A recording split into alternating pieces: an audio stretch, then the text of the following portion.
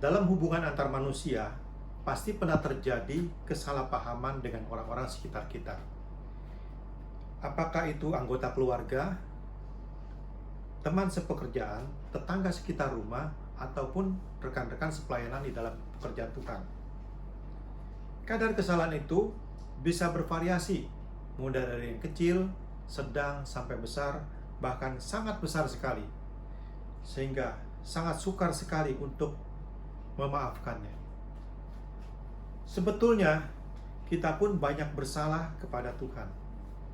Berbagai pelanggaran tidak sedikit kita lakukan, dengan sengaja maupun tidak. Dan tentunya hal ini juga sangat menyakitkan hati Tuhan. Kalau mau jujur, kadar kesalahan orang-orang sekitar kita itu tidak ada artinya jika dibandingkan dengan kesalahan kita kepada Tuhan. Dalam Matius pasal 18, Tuhan Yesus pernah memberikan perumpamaan, di mana ada seorang yang berhutang kepada raja sebesar 10.000 talenta. Satu talenta itu besarnya sama dengan 6.000 dinar. Sedangkan 1 dinar itu upah pekerja harian dalam satu hari.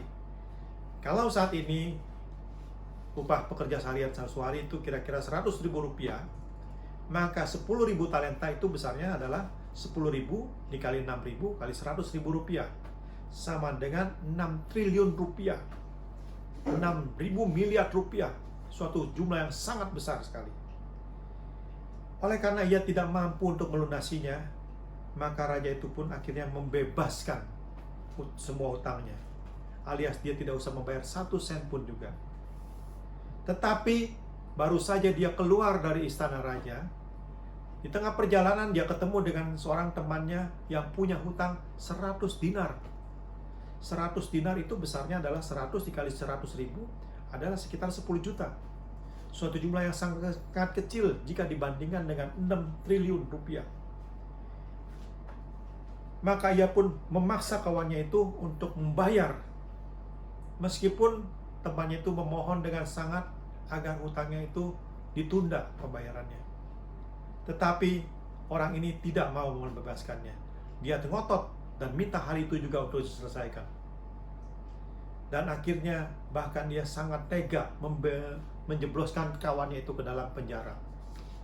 Rupa-rupanya hal ini dilihat oleh pegawai-pegawai raja. Dan pegawai-pegawai raja melaporkan kepada raja tentang orang yang sudah dibebaskan, tetapi dia tidak mau membebaskan hutang orang. Akhirnya orang itu dijebloskan ke dalam penjara juga. Saudara, kalau Tuhan saja sudah mengampuni segala dosa dan kesalahan kita yang begitu besar, maka kita pun harus mengampuni orang yang bersalah kepada kita. Memang tidak gampang untuk melakukan itu semua. Tidak semudah membalikan telapak tangan. Sepertinya bayangan kelam itu masih membekas dalam hati pikiran kita. Gak gampang melupakan itu semuanya. Dalam tidur, dalam kita merenung, selalu saja terbayang-bayang orang yang sudah menyakiti hati kita, orang yang sudah melukai hati kita. Sepertinya sakit hati kita kalau kita mengingat orang yang sudah melukai hati kita.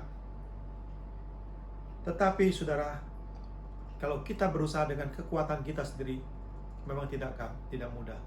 Tapi kalau kita meminta pertolongan daripada Roh Kudus, maka Roh Kudus akan memampukan kita untuk melepaskan pengampunan bagi orang yang bersalah pada kita.